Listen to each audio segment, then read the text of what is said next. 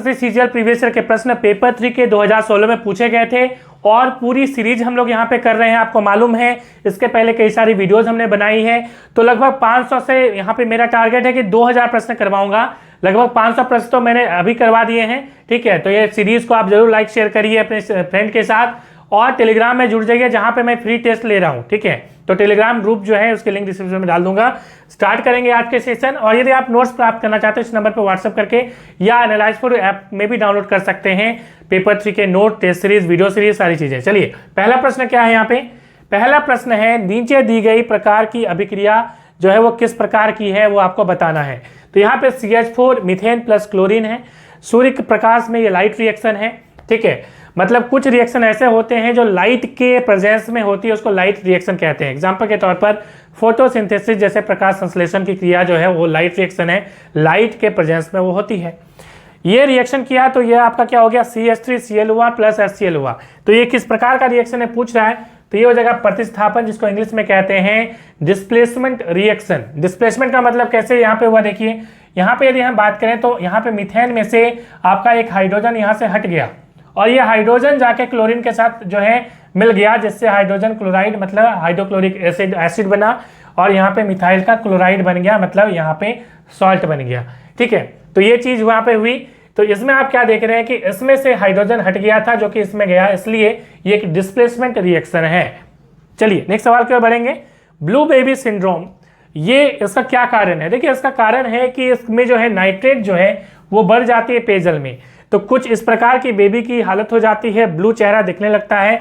इसमें बेसिकली जो रक्त की मात्रा है वो सही जो है यहाँ पे फ्लो नहीं कर रही होती बेबी में।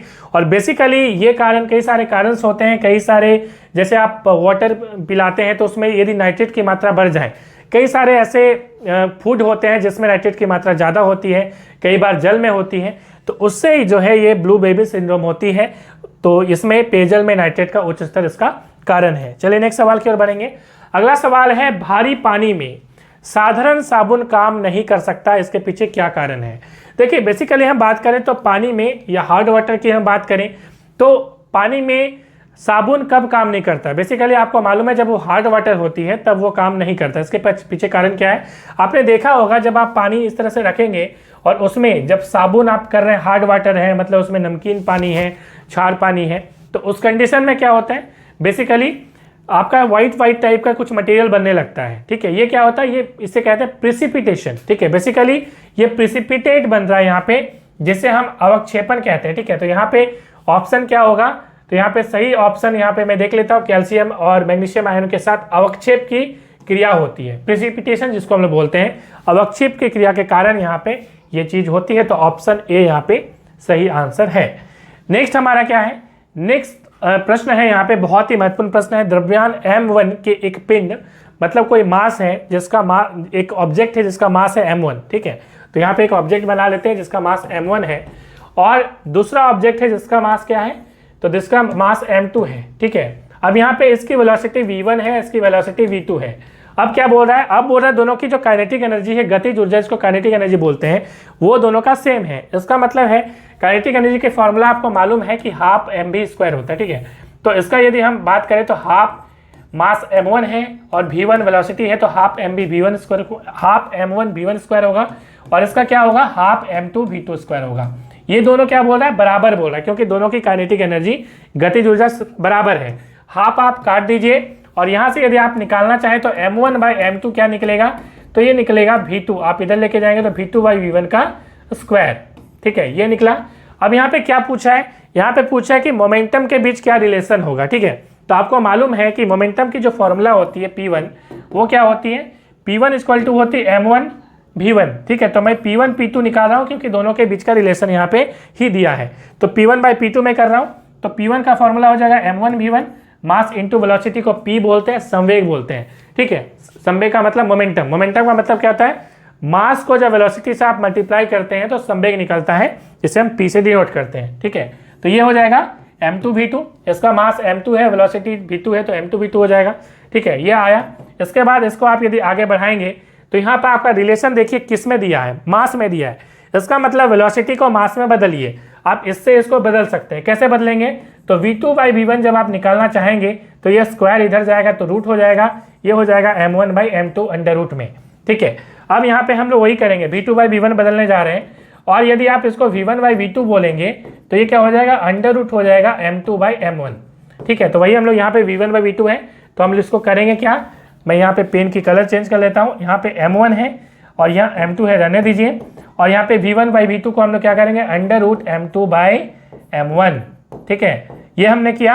अब हम क्या कर सकते हैं, डिवीजन कर सकते हैं, ये वाला रूट m हो जाएगा m1 और ये वाला क्या हो जाएगा नीचे में रूट m2 हो जाएगा, है ना। तो ये आप बोल सकते हो यहाँ पे इसको कि अंडर रूट m1/m2। ठीक है, अंडर रूट का मतलब क्या होता है, अंडर रूट का मतलब होता है पावर में हाफ है, मतलब कि m1/m2 का पावर में हाफ कौन सा है, ये ऑप्शन डी यहाँ पे सही आंसर हो गया।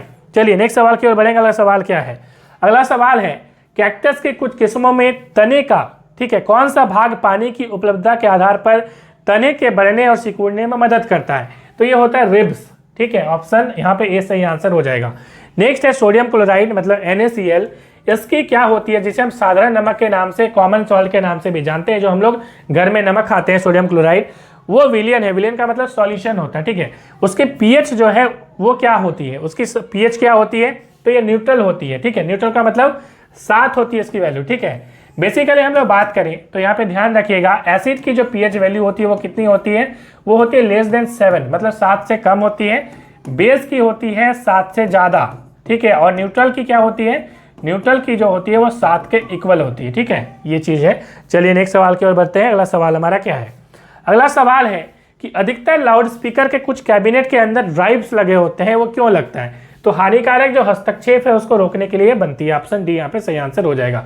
नेक्स्ट है उन विशिष्ट लक्षणों की पहचान करनी है जो मनुष्य के 4 कक्षीय दिल से जुड़ी हुई है। आपको मालूम है यदि आप ह्यूमन के हार्ट बनाएंगे तो ह्यूमन का हार्ट में क्या होता है, तो 4 कक्षीय होती है। यहाँ पे इस क्या होती है, भित्ति होती है। ठीक है, यहाँ पे आपकी क्या होती है, तो यहाँ पे आप देख पा रहे हैं कि इसमें जो है जब हार्ट की बात करते हैं तो मैंने पूरा डायग्राम ही आपको दिखाया हुआ। चलिए डायग्राम की ओर चलते हैं। उसके पहले हम बात करें यहाँ पे कि इसका सही आंसर क्या है। उन विशिष्ट लक्षणों की पहचान करनी है जो मनुष्य के 4 कक्षीय दिल से जुड़ी होती है। ठीक है, तो यहाँ पे सही आंसर रहेगा ऑप्शन डी, या ऑक्सीजन समृद्ध रक्त से ऑक्सीजन हीन जो रक्त है उसको अलग करती है। बेसिकली हमें पता है कि जो हार्ट होती है उसे हम कहते हैं डबल सर्कुलेशन पंप। ठीक है, ये एग्जाम में सवाल कई बार पूछता है, बट डबल सर्कुलेशन का मतलब ये 2 बार सर्कुलेट करता है। 2 बार कहाँ करता है, एक बार बेसिकली हार्ट का काम क्या होता है, पहला बार काम होता है जब हार्ट में अशुद्ध रक्त आता है, इम्प्योर ब्लड आता है। इम्प्योर ब्लड कहने का मतलब क्या है, जिसमें ऑक्सीजन नहीं है उसे इम्प्योर ब्लड कहा जाता है। ठीक है, तो जिसमें ऑक्सीजन नहीं है वो ब्लड जब यहाँ पे हमारे हार्ट में आया, उस हार्ट से फिर कहाँ जाएगा, वो लंग्स में जाएगा। ये हार्ट उसको लंग्स में भेज दिया, तो हार्ट ने एक बार पंप किया। हार्ट का काम करना है पंप करने का। ठीक है, तो इसने पंप किया कहाँ पे, लंग्स में। लंग्स में क्या होती है, लंग्स बेसिकली क्या करती है कि जो ऑक्सीजन होती है उसको वो मिला देती है हार्ट में, जो ब्लड होती है उसमें। लंग्स ने क्या किया, उसने जो ऑक्सीजन को मिला दिया। उसके बाद दोबारा वो जो आपकी ऑक्सीजन रिच जो ब्लड है, जिसमें ऑक्सीजनेटेड ब्लड हम उसको कहते हैं, जिसे हम शुद्ध रक्त बोलते हैं, प्योर ब्लड कहते हैं, जब ऑक्सीजन उसमें मिल गई तो वो हो गई प्योर ब्लड। वो प्योर ब्लड जब आ जाती है कहाँ पे, तो यहाँ पे हार्ट में फिर आती है वो, और वो हार्ट दोबारा कहाँ पंप करता है, पूरे बॉडी में पंप करता है। इस प्रकार से हार्ट 2 बार पंप किया। एक बार इम्प्योर ब्लड को उसने लंग्स में पंप किया, दूसरी बार उसने प्योर ब्लड को पूरी बॉडी में पंप किया। इस प्रकार से हार्ट को हम लोग कहते हैं डबल सर्कुलेशन पंप। इसमें 4, जैसा कि हमने बोला कि 4 इसमें कक्ष होते हैं, 4 इसमें चेंबर होते हैं। ठीक है, तो यहाँ पे ये वाल्व है। ठीक है, तो ट्राइकस्पिड वाल्व होती है, तो हम लोग आगे देखेंगे दोनों तरह का वाल्व होता है। तो खैर हम लोग जब बायोलॉजी डिटेल में पढ़ेंगे तो उसमें हम लोग देख लेंगे। तो इसका आंसर हो जाएगा क्या, ऑक्सीजन समृद्ध रक्त से ऑक्सीजनहीन रक्त को अलग करने का यहाँ पे काम होता है। ठीक है, हालांकि बेसिकली यदि हम बात करें तो ये जो ऑक्सीजन मिलाने का काम होता है वो लंग्स में होता है। ठीक है, तो चलिए आगे हम लोग देख लेते हैं यहाँ पे हार्ट की डायग्राम। तो ये this is the heart, this is the diagram of heart, और उसमें आपको मालूम है कि इसमें राइट एट्रियम होती है। ठीक है, और यहाँ पे इसे हम आलिंद और इसे हम निलय कहते हैं हिंदी में। ठीक है, तो दिस इज राइट एट्रियम।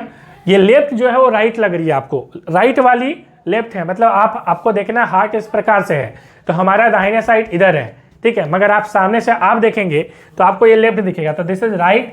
ठीक है, ये हमारा राइट हो गया, राइट। ठीक है, राइट, और ये हो गया लेफ्ट। तो इस प्रकार से जो है आती है सुपीरियर वेना कावा से, इस प्रकार से ब्लड आती है, फिर राइट वेंट्रिकल से जाती है, फिर ये जो है पल्मोनरी आर्टरी से फिर चली जाती है और यहाँ पे फिर पल्मोनरी वेल से फिर आती है। तो इस प्रकार से ये काम होता है, ठीक है। तो यहाँ पे आप देख पा रही है चीज़ें।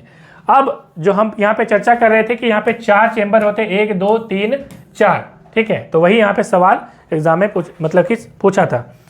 अगला सवाल है यहाँ पे, चॉकलेट बनाने में प्रयुक्त ठोस जो है वो कोको में कौन सा रसायन दिखाई नहीं पड़ता? तो इसमें ट्राइक्लोरो जो इथेन है वो दिखाई नहीं पड़ता, क्योंकि ट्राइक्लोरो जो इथेन है वो बहुत, इथेन जो है वो बहुत खतरनाक चीज़ है। ये आपको मिलती है टॉयलेट क्लीनर में या जो रूम क्लीनर वगैरह होती है उसमें, कीटनाशक पेस्टिसाइड में आपको ये मिलती है, ठीक है। तो ये आप डालोगे तो आदमी मर जाएगा।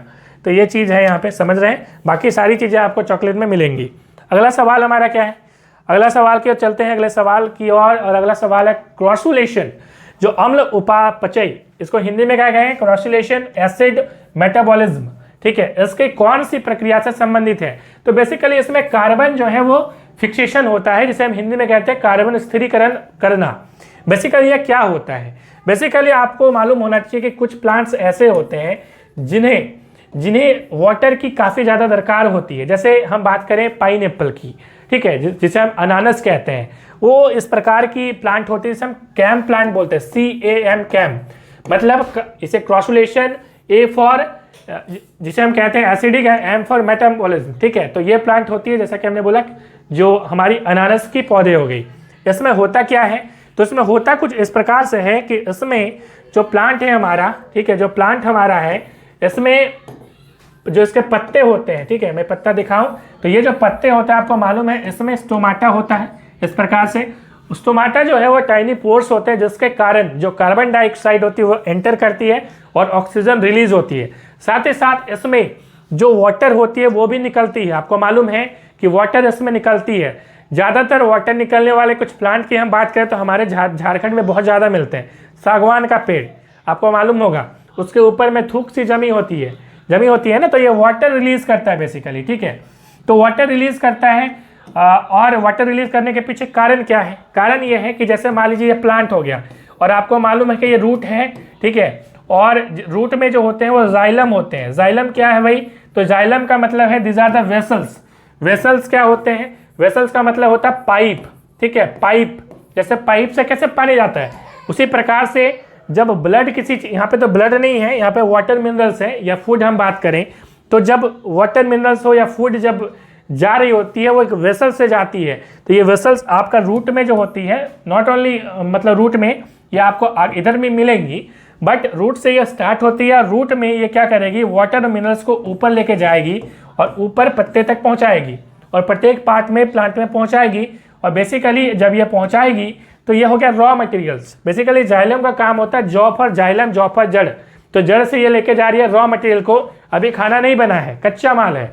अब ये जब पत्ते में जाएगी तो फोटोसिंथेसिस होगी, उसके बाद भोजन बनता है, आपको ये मालूम है। अब ये जो प्रोसेस हो रहा है, ध्यान से समझिएगा, तब आपको क्या अच्छे से समझ में आएगा, क्योंकि ये सारी चीज़ें जुड़ी हुई हैं और एग्जाम में सारी चीज़ें पूछी जाएंगी। तो जैसा कि हमने बोला कि जड़ से ये जाएंगे यहाँ पे। अब ये होता ये है कि ये आपको मालूम है कि जा रही हैं, तो इसमें बेसिकली ऑस्मोसिस बहुत इंपॉर्टेंट रोल प्ले करता है। कहने का मतलब सिंपल शब्दों में बोले तो pressure difference creates an important role here, right. Pressure difference का मतलब क्या हुआ? प्रेशर डिफरेंस का मतलब ये हुआ कि यहाँ पे यदि हम बात करें तो ध्यान से समझिएगा कि यहाँ पे वाटर अभी ज़्यादा है, यहाँ पे वाटर कम है, तभी ना ज़्यादा से कम जगह में कोई चीज़ जाएगी, है ना। यही तो रूल होता है, ज़्यादा से कम वाली चीज़ें में। मान लीजिए पानी बहुत ज़्यादा आपका, मान लीजिए कोई कपड़ा आप रखे हैं, ठीक है, अब कपड़ा में पानी नहीं है तो जल्दी सूखेगी, और यदि पानी है तो जल्दी सूखेगी नहीं। वही चीज़ होती है, यहाँ पे पानी कम है तो ये पानी आराम से यहाँ पे जाएगी। अब सोचिए, इस पत्ते से यदि पानी को निकाला ना जाए तो क्या ये जो ऊपर की ओर जाइलम जा रही है, इसमें तो कोई मशीन लगा हुआ नहीं है कि पंप मोटर चलाए, ऑन हो गया और पानी ऊपर चढ़ गया। टंकी में आप ऐसे पाइप लगा के कभी देखिएगा, जाएगा पानी? नहीं जाएगा। उसमें एक फोर्स क्रिएट होना बहुत ज़रूरी है। वहाँ पे इलेक्ट्रिकल एनर्जी का हम यूज़ कर लेते हैं, बट यहाँ पे हम लोग क्या करें? यहाँ पे भगवान ने क्या कर दिया? प्रेशर डिफरेंस क्रिएट कर दिया। कैसे? तो इस वाटर को इसने रिलीज कर दिया, कहाँ से? लीफ से, जिसे हम ट्रांसपिरेशन प्रोसेस कहते हैं, TRANSPIRATN, जिसे हिंदी में कहते हैं वाष्पोत्सर्जन, मतलब वाष्प को निकाल देना। उत्सर्जन मतलब निकाल देना। तो इसने वाष्प को निकाल दिया, जिसके कारण यहाँ पे वाटर हो गई कम, जिसके कारण ये प्रोसेस कंटिन्यूअसली चलते रहता है कि कम हो गई तो भाई ले आओ नीचे से, तो नीचे से ये चली जाती है। फिर ये चीज़ होती है। और ये चीज़ जैसा कि हमने बोला, तो देखिए इसमें वाटर का काफ़ी लॉस होता है। तो कुछ प्लांट्स ऐसे होते हैं जो वाटर का लॉस नहीं बर्दाश्त करते, क्योंकि उनको वाटर जो है कम मिलती है। इस कंडीशन में क्या होता है कि ये जो पौधे होते हैं जिसे हम कहते हैं क्रॉसुलेशन अम्ल उपापचय, मतलब कैम वाले पौधे, CAM कैम वाले पौधे, जैसा कि हमने बोला अनानस वाला पौधा, तो ये क्या करेगा, दिन में अपना स्टोमाटा को रहेगा क्लोज, बंद रखेगा। तो जब बंद रखेगा तो ट्रांसपिरेशन कम होगी, मतलब नहीं होगी। तो जब नहीं होगी तो आपका क्या होगा, हमें मालूम है कि उसे क्या चाहिए, उसे रॉ मटेरियल तो चाहिए, है ना, रॉ मटेरियल चाहिए, क्योंकि रॉ मटेरियल यदि इसको नहीं मिलेगा तो फोटोसिंथेसिस करेगा कैसे, ठीक है। तो बेसिकली अब क्या होगा कि बेसिकली ये जो पौधे हैं वो रात में क्या करते हैं कि बेसिकली रात में जो है ये कार्बन डाइऑक्साइड जो है वो उसका यूज़ तो करते हैं, और ये यहाँ पे जो है पहुँच जाता है रॉ मटेरियल इसमें रात में, और दिन में क्या करता है कि दिन में इसमें फोटोसिंथेसिस हो जाता है। तो रात में इसने स्टोर करके रख लिया कच्चा माल, और दिन में इसने खाना बना लिया। तो ये चीज़ें इसमें होती है, जिससे वाटर की लॉस इसमें बहुत कम होती है। तो इसे कहते हैं कैम। तो वही यहाँ पे है कि कार्बन जो है स्थिरीकरण प्रोसेस होती है, इसमें कार्बन जो है वो मेंटेन रहता है, क्योंकि आपको मालूम है यही कार्बन इसको ग्लूकोज बना के देगा। वही ग्लूकोज जो है आपको मालूम है कि वही ये इस पौधे का क्या है, भोजन है, ठीक है। चलिए नेक्स्ट सवाल की ओर बढ़ेंगे। अगला सवाल हमारा क्या है, अगला सवाल यहाँ पे हमारा है कि पावर के लिए इनमें से कौन सा संबंध सही नहीं है, आपको यह बताना है। तो बेसिकली पावर हमें पता है शक्ति इक्वल टू कार्यवाही समय होता है ना, कार्यवाही समय होता है। तो हमें कार्यवाही समय करना है, तो इसमें हम लोग क्या देखेंगे, तो कार्यवाही वर्क बाय टाइम का फॉर्मूला तो यहाँ दिया नहीं है, किसका दिया है, तो P इक्वल टू IB वाला फॉर्मूला दिया है। तो हमें मालूम है कि वर्क P इक्वल टू क्या होता है, तो P इक्वल टू होता है IB। पहला ये तो फॉर्मूला सही होता है, तो पहला फॉर्मूला तो सही है, यहाँ I है, ठीक है, IB सही है। दूसरा फॉर्मूला क्या है, V इक्वल टू यदि IR पुट कर दें, यहाँ V का फॉर्मूला होता है IR, तो V equal to IR put करेंगे तो ये हो गया I²R। I²R कहीं पे है तो देख लीजिए, ये भी सही है, गलत नहीं है, आपसे गलत छांटने को बोला है। तीसरा आप यदि आप एक काम करें, इसी में यदि आप क्या करें कि I इक्वल टू पुट करें तो I equal to V/R put कर सकते हैं और इंटू V कर दीजिए, तो V²/R, तो V²/R आप कर सकते हैं, तो ये भी सही है। गलत कौन सा है, तो गलत है ऑप्शन डी, ऑप्शन डी यहाँ पे गलत है। नेक्स्ट की ओर बढ़ेंगे। अगला सवाल है, यदि पृथ्वी के द्रव्यमान में 20% की बढ़ोतरी हो जाती है तो किसी वस्तु का भार परिवर्तन प्रतिशत कितना होगा। एक मिनट थोड़ा सा वेट करिए, हम लोग आगे बढ़ते हैं। तो अगला जो यहाँ पे सवाल है, यदि पृथ्वी के द्रव्यमान में 20% की बढ़ोतरी हो रही है, देखिए हमें मालूम है कि वेट की बात हो रही है यहाँ पे। भार का मतलब क्या होता है, वेट होता है, जिसका एसआई होता है न्यूटन, और मास का होता है किलोग्राम, राइट। तो यहाँ पे आपको भार के बारे में पूछ रहा है, तो भार क्या होता है, mg होता है। भार मतलब क्या होता है, वेट बराबर mg। तो ये मास पे डिपेंड करता है, और जी की यहाँ पे कोई भी परिवर्तन की बात तो हो नहीं रही है कि जी इतना चेंज हो गया, वो हो गया, नहीं बोल रहा है। यहाँ पे बोल रहा है सिर्फ मास में परिवर्तन हो रहा है। तो मास में यदि आप 20% बढ़ा दें तो वेट वही बढ़ेगा, 20% ही बढ़ेगा, क्योंकि आपका फॉर्मूला ही डायरेक्टली प्रोपोर्शनल है, mg है, तो 20% ही बढ़ेगा। तो ऑप्शन यहाँ पे 20% इंक्रीमेंट होगा, ऑप्शन सी। नेक्स्ट सवाल की ओर बढ़ेंगे। अगला सवाल हमारा क्या है, सवाल है मानव शरीर में जो फैट होती है, फूड फैट, ठीक है, खाद्य वसा का पाचन अधिकतर कहाँ होता है। देखिए खाद्य, यदि हम वसा की बात करें तो स्मॉल इंटेस्टाइन में, छोटी आंत में होता है। छोटी आंत मतलब छोटी क्यों कहते हैं कि इसकी साइज छोटी होती है, साइज इसकी छोटी नहीं होती है, वो काफ़ी लंबी होती है, ठीक है, सबसे लंबा यही होता है। बट इसका जो क्रॉस सेक्शन होता है, क्रॉस सेक्शन इसको बोलते हैं क्रॉस सेक्शन, ये क्रॉस सेक्शन मतलब पतली होती है, और ये बड़ी आंत जो होती है बड़ी, मतलब इसकी लंबाई तो कम होगी बट इसका क्रॉस सेक्शन बड़ा होगा। फाइनली जो लैट्रिन वगैरह होता है ना, जो स्टोर होता है, ये बड़ा आंत में रहता है। बट छोटी आंत में क्या होती है, छोटी आंत में बहुत सारी चीज़ें होती है। छोटी आंत में फैट का जो है वो क्या होता है, यहाँ पे पाचन होता है। बेसिकली कैसे होता है, तो ये पेनक्रियाज जो है, ये प्रोटीन डाइजेस्टिंग जो एंजाइम है वो यहाँ पे रिलीज करती है पेनक्रियाज स्मॉल इंटेस्टाइन में, ठीक है। उसके बाद आपको यहाँ पे देखने को मिलता है कि स्मॉल इंटेस्टाइन में आपकी जो फैट है वो फाइनली आपकी क्या हो जाती है, तो मतलब कि डाइजेस्ट हो जाती है। उसके बाद ये क्या करता है, जो हमारी स्मॉल इंटेस्टाइन है, ये जो अच्छी चीज़ें हैं वो यहाँ से अब्जॉर्ब कर लेता है और वाटर को ज़्यादा से ज़्यादा अब्जॉर्ब कर लेता है, ठीक है, जिससे वाटर जो है वो बर्बाद ना हो, ठीक है। तो यहाँ पे हमारा सवाल क्या पूछा था कि खाद्य वसा का पाचन अधिकतर कहाँ होता है, तो यहाँ पे आंत हो जाएगा, इंटेस्टाइन सही आंसर हो जाएगा। ठीक है, तिल्ली का मतलब समझते हैं, तिल्ली को बोलता है स्प्लीन। स्प्लीन में क्या होता है, WBC जो होता है, वाइट ब्लड कॉर्पस्कल्स जो होता है, जो हमारी रोग प्रतिरोधक जो क्षमता होती है, इम्यूनिटी जो होती है, वो बढ़ाने में काफ़ी इंपॉर्टेंट रोल प्ले करता है। कोई बैक्टीरिया वायरस का हमारे अटैक हो जाए हमारे बॉडी में, तो वो WBC plays an important role to fight from it.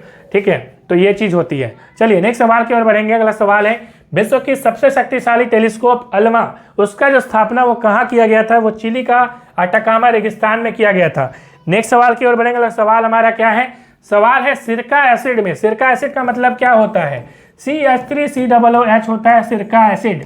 जिसे केमिकल नेम इसका सिरका एसिड का एग्जाम में पूछता है कई बार, एसिटिक एसिड CH3COOH, इसे एसिटिक एसिड के नाम से जाना जाता है। यहाँ पे बोल रहा है कि बाइकार्बोनेट मिलाने से क्या बनेगा। एग्जाम में 2 सवाल इसमें पूछते हैं, एक तो बाइकार्बोनेट, दूसरा है आपका सोडियम बाइकार्बोनेट पूछा है, दूसरा सोडियम कार्बोनेट पूछता है। ठीक है, तो ये चीज़ है। तो हम लोग सबसे पहले सोडियम बाइकार्बोनेट की बात करेंगे। तो आपका हो गया CH3COOH, और इसमें क्या मिलता है? सोडियम बाइकार्बोनेट, मतलब सोडियम हाइड्रोजन कार्बोनेट भी इसको बोला जाता है, NaSCO3। जब उसको मिलाएंगे तो क्या बनेगा? CH3COONA, सोडियम एसीटेट बनता है। और यहाँ पे क्या बनता है? देखिए COONA हो गया, और H2O बनेगा, और CO2 बनेगा। तो H2O भी बनता है, CO2 भी बनता है। बट यहाँ पे गैस क्या है? CO2। H2O तो वाटर लिक्विड फॉर्म में रहती है। तो एग्जाम में आपसे पूछा गैस कौन सी है, तो गैस क्या होगा? CO2 होगा। ठीक है, लेकिन आपसे यदि पूछता कि यहाँ पे कौन कौन सी चीज़ें बनती हैं, और गैस ऑप्शन में नहीं होता, और यहाँ पे लिख देता ऑप्शन, मान लीजिए A में दिया है, C में दिया है, और ऑप्शन E में लिख दिया इनमें से एक ज़्यादा, मतलब इनमें से अधिक, या एक से ज़्यादा, या इस प्रकार से ऑप्शन A एंड C रहता, तो फिर ऑप्शन A एंड C को सही मारते हैं आप। ठीक है, नेक्स्ट सवाल की ओर बढ़ेंगे। अगला सवाल है, जिंस का नीला रंग किस डाई के कारण होता है? तो यहाँ पे इंडिगो सही आंसर हो जाएगा। नेक्स्ट है एक उत्प्रेरक, जिसको हम कहते हैं कैटलिस्ट। कैटलिस्ट क्या होता है?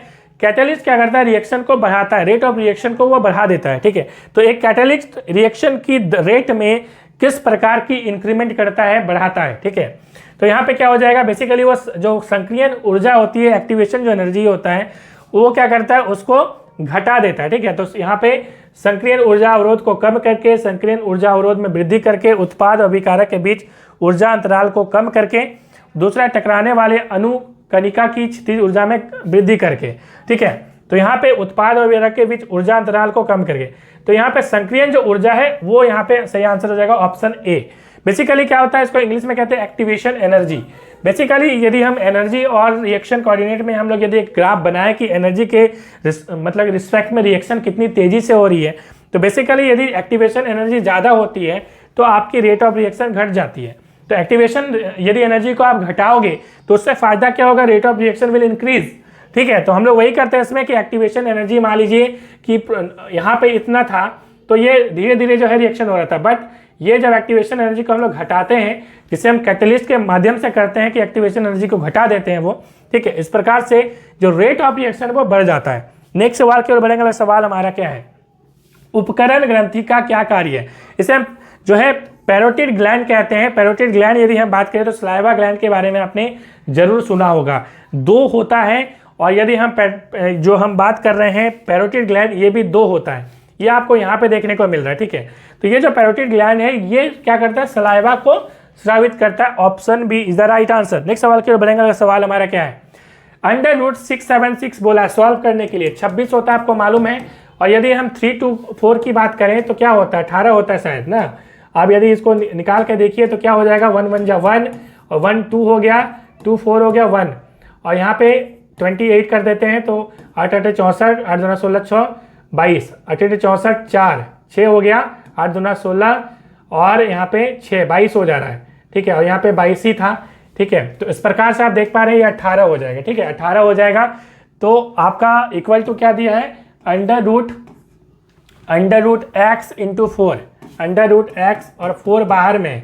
ठीक है, इस प्रकार से आप निकालेंगे तो 26 और 28 18 कितना हो जाएगा? 26 8 34 10 44, और इसको इधर लेके आएंगे तो 4 हो जाएगा √x। ठीक है, तो 11 हो जाएगा। तो x स्क्वायर टू क्या हो गया? 11 का स्क्वायर। जब ये इसको इधर रूट को इधर लेके आएंगे तो स्क्वायर होगा, तो 11 का स्क्वायर मतलब 121।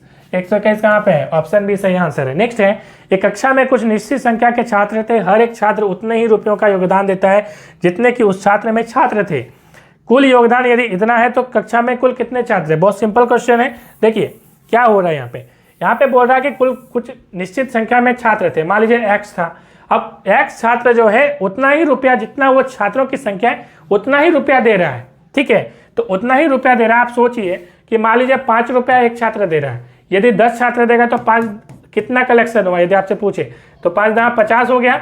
उसी प्रकार से यहाँ पे यदि है कि मान लीजिए एक छात्र है जो x और एक लड़का x रुपया कलेक्शन कर रहा है, तो x इंटू एक्स करेंगे, जैसा कि हम यहाँ पे कर रहे थे कि छात्रों की संख्या को रुपया से इंटू कर रहे थे। तो यहाँ पे रुपया है और ये छात्र है, इंटू कर दिए तो ये कितना आना चाहिए? 5476। यदि आप इसको स्क्वायर करेंगे तो ये 5476 होगा, और यदि आप x का रूट निकालेंगे तो 5476 यहाँ पे हो जाएगा।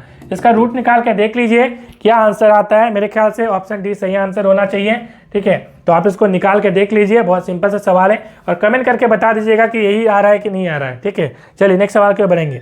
अगला सवाल है, श्रृंखला 3, 9, 21, 45, 93, 189 को अंत में निम्नलिखित में से कौन सी संख्या आएगी? अंत में कौन सी संख्या आएगी, मतलब यहाँ पे आपको पूछा है। देखिए बहुत सिंपल सा है।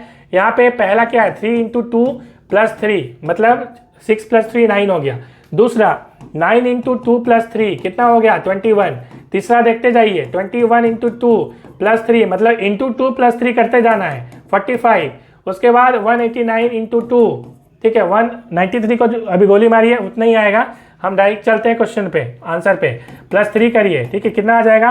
9 दूना 18 का 8 तो 1, 8 दूना 16, 117 का 7 तो 1, 2 एकम 3 plus 3 381। 381 is the answer and here is the answer 381, ठीक है। नेक्स्ट सवाल क्यों बढ़ेंगे? सवाल हमारा क्या है? देखिए ये सवाल पूछा गया है, ठीक है। आपको करना क्या है? बहुत सिंपल सी चीज़ करनी है। करनी क्या है? आपको इसको इससे इंटू करना है, इसको इससे इंटू करना है, इसको इससे इंटू, इसको इससे इंटू, इसको इससे इंटू, इससे इंटू, इस प्रकार से इंटू जब करेंगे और उसके बाद आप इसको फिर इंटू करके तोड़िए, देखिएगा दोनों का वैल्यू सेम आएगा। तो ऑप्शन ए यहाँ पे सही आंसर है, ठीक है। तो कई बार ऑप्शन को देख के भी आपको सही करना होता है। चलिए नेक्स्ट सवाल की ओर बढ़ते हैं। अगला सवाल है, यदि एक वृत्ताकार, प्लीज एक लाइक कर दीजिएगा।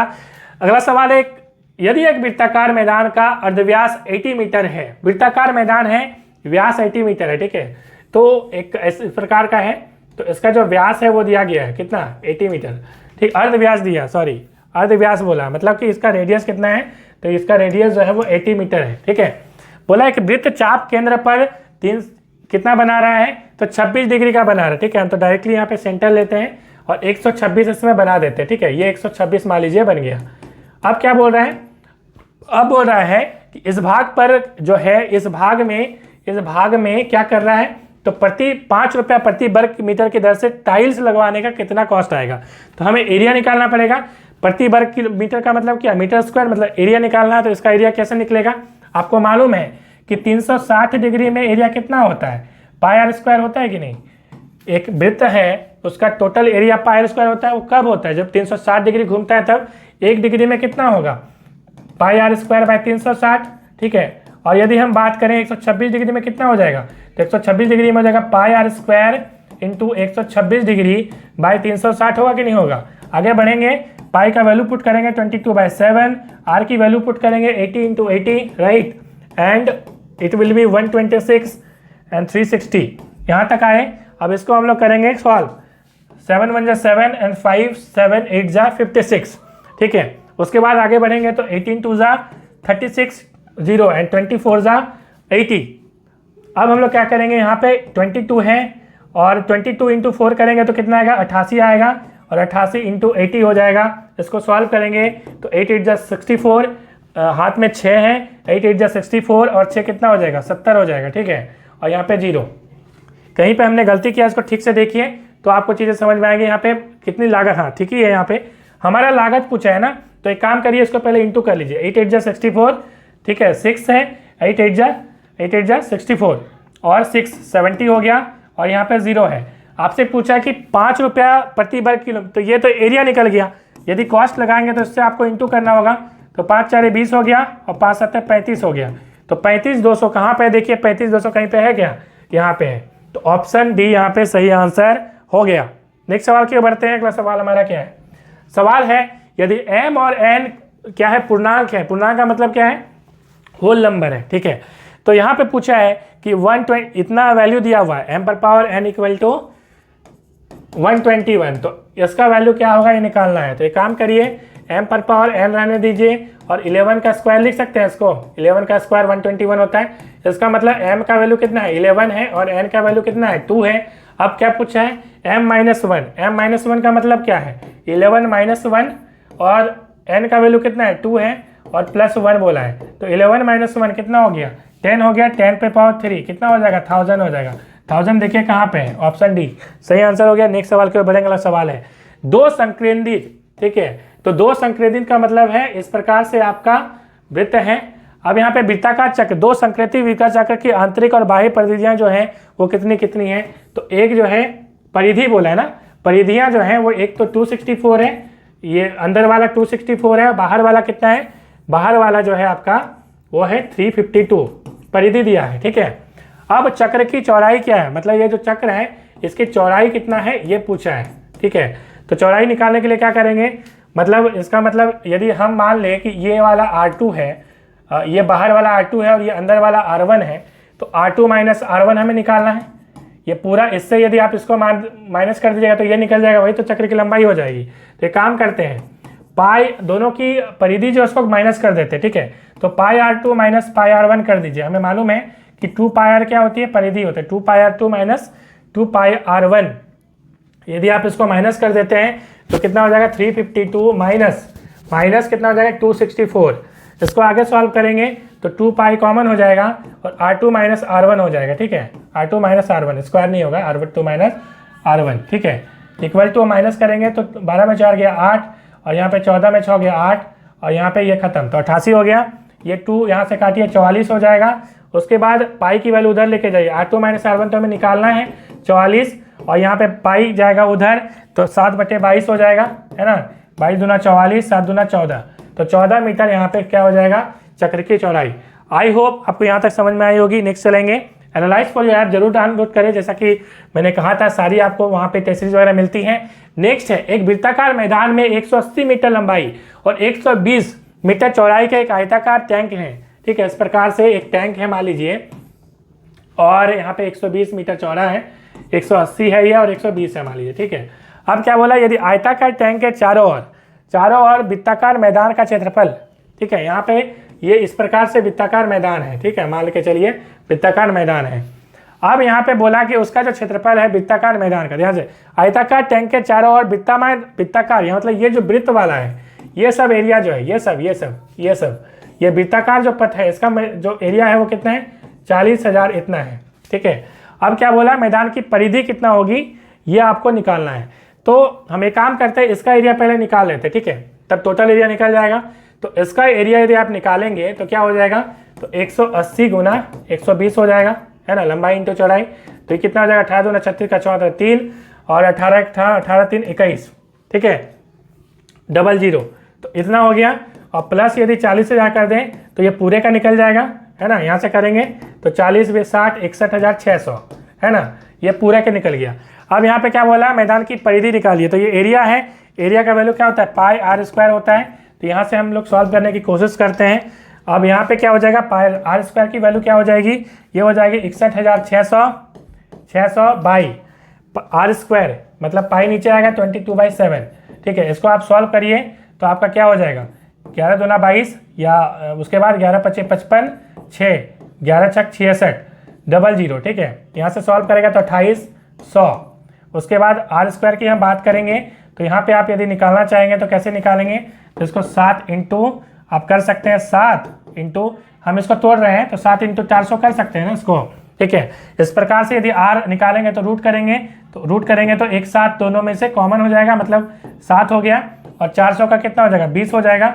तो 20 × 7 मतलब 140 आपका क्या हो जाएगा? ये हो जाएगा रेडियस। आपसे पूछा क्या है? परिधि क्या है? परिधि का फॉर्मूला क्या होता है? 2 पाई R। 2 पाई R का मतलब 22/7 और R क्या होगा? तो R का वैल्यू हो जाएगा 7 × 20, ठीक है। यहाँ से 7 7 खत्म हो जाएगा, 22 दूना 44 गुना 20 कितना हो जाएगा? 44 दूना 88, 880 मीटर। ऑप्शन डी यहाँ पे सही आंसर हो गया। तो मिलते हैं नेक्स्ट वीडियो में। Thanks for watching.